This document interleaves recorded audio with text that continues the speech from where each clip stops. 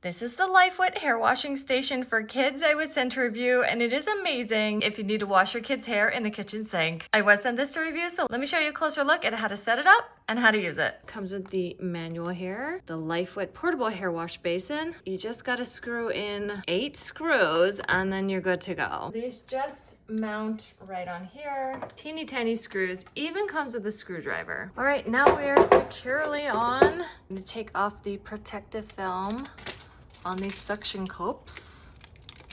Whoop. Then you're gonna install the neck pillow and suction it down. The neck pillow is a nice kind of rubbery kind of thing. It's not a fabric, so it's going to be fine to get wet and dry quickly, and it's just going to insert right here. It's only gonna suction cup nicely onto smooth, dry surfaces such as ceramic or granite, so keep that in mind. A kitchen counter should be fine. And then there's one of these on each side, so you're just gonna push that down, gonna help it suction.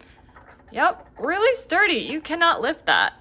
Boom. Don't forget to use some sort of a hair catcher or a tub shroom, something like that in your drain. You don't want hair to go down there. You could put towels or a blanket there just so it's not cold or uncomfortable for their body. This sink hair washing basin features an ABS plastic basin with a soft removable silicone neck pad and 2.8-inch suction cups for a secure grip. And it is really secure, honestly. You can use it the way we are using it, or you can face it the opposite way. Both ways work, and it's great for kids, teens, even adults and elderly, honestly. It's about 17.7 inches long, 10.2 inches wide, and 5 inches high, with a neck opening of 6.2 inches. Expect them to get a little bit wet the first or second try, but you'll get the hang of it really quickly. Where your faucet is will help you decide where is better to place the child, on the left or the right, whatever, but this is an amazing gadget that makes sink baths so much easier for a child who